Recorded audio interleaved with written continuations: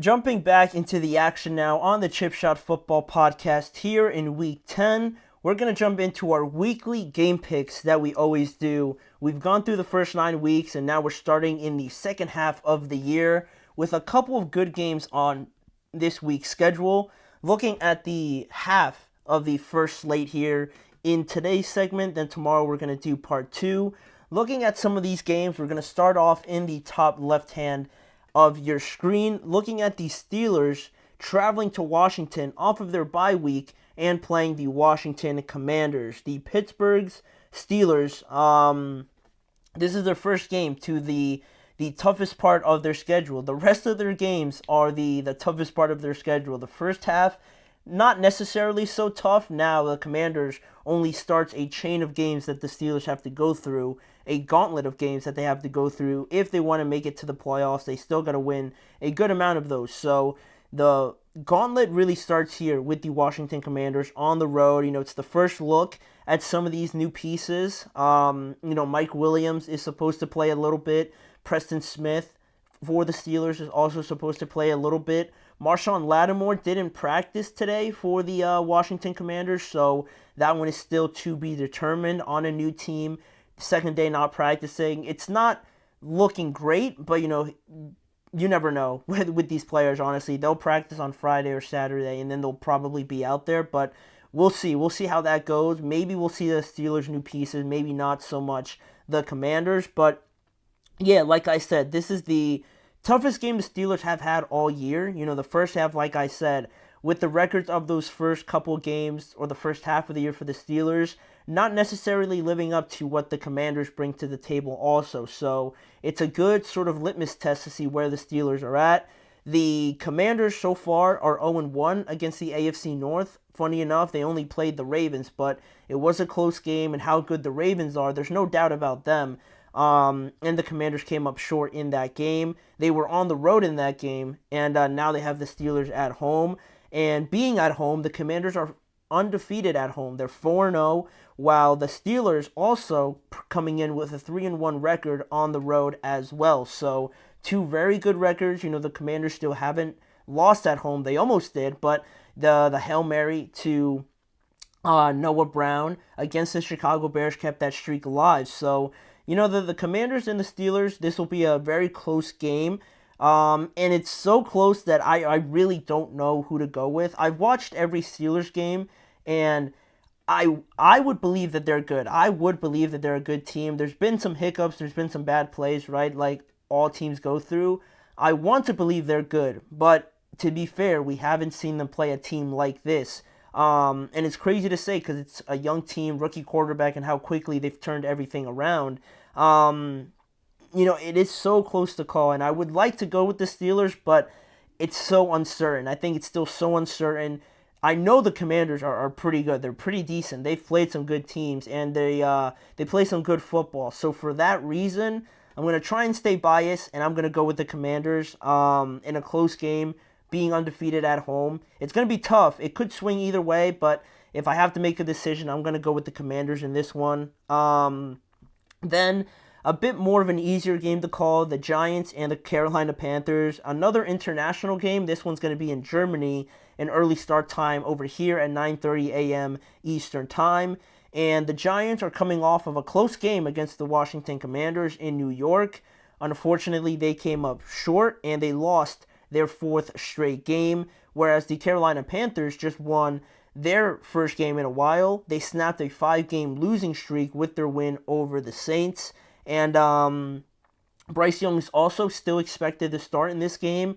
There was some thought on whether or not Andy Dalton was going to come back eventually because he is healthy now, but the Panthers have decided to stick with Bryce Young. He got the win last week. It seems fair, but you don't really know what the Panthers are doing, so it wouldn't have surprised me either way. And this game, not very good teams. I was always going to say two all-right teams, but they haven't been very good, both of them, all year. But I feel like I have more confidence in the Giants. I do have more confidence in the Giants just because they do have some good to them. There are some parts of their team that are very good, like Dexter Lawrence, Brian Burns is very good. Malik Neighbors is also very good. Aziz Ojulari, good player on the defensive side of the ball. And they have other guys in there as well that I'm just failing to mention. Tyrone Tracy, I was impressed with him after watching him. So they do have some very impressive parts to their team. Whereas the Panthers, they just beat the Saints, but the Saints have really just fallen off the face of the earth. So it's a great win. It's an impressive win, but still, I don't think it stacks up to what I've seen with the Giants so far. So for that reason, the defense that the Giants have is going to be better than what the Panthers saw with the Saints, and there's no Chris Olave. So, no Chris Olave for the Saints game later on that I'm going to talk about. In this game, they lost Deontay Johnson. I don't know if Adam Thielen is going to play. So it's one of those situations for those teams. I'm going to go with the Giants and think that they're going to end their 4-game losing streak here in Germany. Then the last game on the left side, the Broncos at the Kansas City Chiefs. The first meeting between these two teams, two divisional opponents, but this is the first time they've played all year. And, Denver just got destroyed by the Ravens on the road after building some good momentum, just no real match for the Baltimore Ravens. And the Chiefs, what is there still left to say about them, right? They continue to play steady, secure, clean football all around for the most part. Hopkins is starting to look much more comfortable in this offense, catching 2 touchdowns in last week's game. And the Denver defense is good, but Kansas City's defense against the rookie quarterback, I think it just spells trouble. I think it's going to be a similar situation where maybe they make it close for a little bit, but they start to really pull away here in the second half, or maybe even like the second quarter or something like that. It's in Kansas City as well. I like the Chiefs because I think it's just too much to ask for Bo Nix.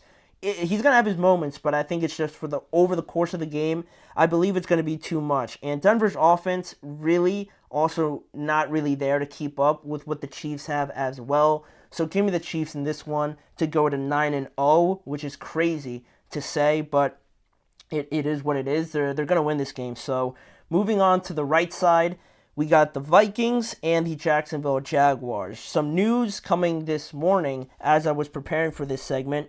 Trevor Lawrence is looking unlikely to play in this game, so it looks like we're going to have Mac Jones playing in this game. And they did sign C.J. Beathard, I believe, yesterday or Tuesday, and that raised a lot of antennas around the NFL on whether or not, Trevor was going to be able to go.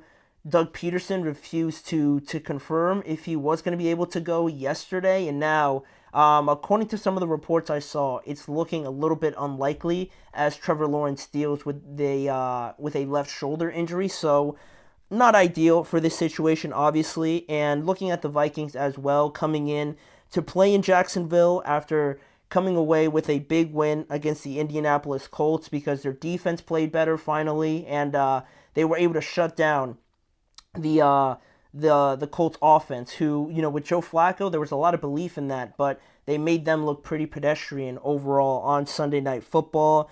And the Jaguars lost a close game with Trevor Lawrence against the Eagles, but as close as it was on the score sheet, it really shouldn't have been that close. I think it was just more of a detriment for the Eagles, much more than it was a positive for the Jaguars. And, Minnesota and Darnold played a bad first half in the game against the Colts. I believe they won't do that again, especially against a Jaguars defense that's one of the worst in the NFL against the pass. And the Vikings just got back TJ Hawkinson. They obviously have Jordan Addison.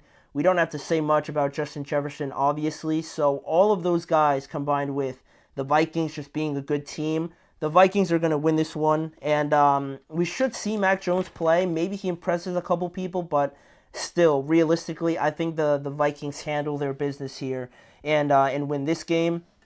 Then a similar story with the Saints and the Falcons. This is their second meeting for them, and since the last time they played where the Falcons won in a 2 or 3 point game, I believe, with a Younghoe Koo game-winning field goal, the Falcons have gone 4-1 since their last meeting, and the Saints have gone 0-5.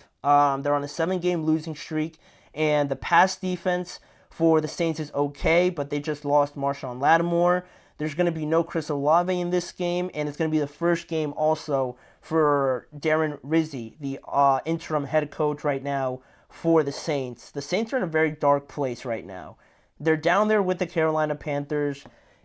The season has just really hit them very hard after week 2, and just seeing where they are now, the trades becoming sellers and whatnot. I'm going to go with the Falcons because the Saints are pretty much done for this year, unfortunately, because of how they started and just quickly these games started to come up on them and they just weren't able to handle it, the injuries and whatnot. So I like the Falcons to win this one and continue their winning streak. Then looking at the last game here, the 49ers against the Tampa Bay Buccaneers. It could be Christian McCaffrey's first game in 2024. It's looking like that. He has practiced so far this week, limited, and I'm sure that's going to progress through the rest of this week. But, you know, on the other side, I was impressed with Tampa Bay, and that's why this pick was a little bit tricky to make, because I thought Kansas City was going to handle Tampa Bay. But against a good defense as well that the Chiefs have, you know, Tampa Bay held strong in there. A couple guys had good games. Cade Otton had a good game, and just overall, the offense played pretty well. They were able to get to Patrick Mahomes, so the 49ers are also coming off of a bye week, and they've been pretty good after the bye week, so it's kind of tilting my hand towards the 49ers, but still, I don't know. Tampa's playing at home now, and I was just left pretty impressed with them. They both really need a win because the 49ers are 4-4, and the Buccaneers are 4-5 now, I believe, as well. So both of them being in the same conference as well. Don't want to fall too far behind. So this pick was almost as hard as the Steelers pick, but I think I'm going to go with the 49ers. If Christian McCaffrey plays, depending on how much they limit him or not limit him, it's going to be a big difference for this team. And as he progresses, they're only going to get better. I think it's going to be close for sure, but I'm going to go with the 49ers to win this game. I feel like they need it a little bit more than the Buccaneers do. So that is going to do it for part 1, the first 6 games of this week. We're going to get to the second part in tomorrow's show. But for right now, we're going to move on to the next break in today's show, and we're going to come back and discuss more on the topic of schedules. The Steelers' second half of the year schedule is an absolute terror, a nightmare, just not ideal for any team. I think they have the hardest schedule remaining in the NFL for the next 9 weeks. So we're going to talk about it, break it down, look at their matchups, and see how they're going to fare in the remaining 9 games. Stick around for that. We'll be right back. Looking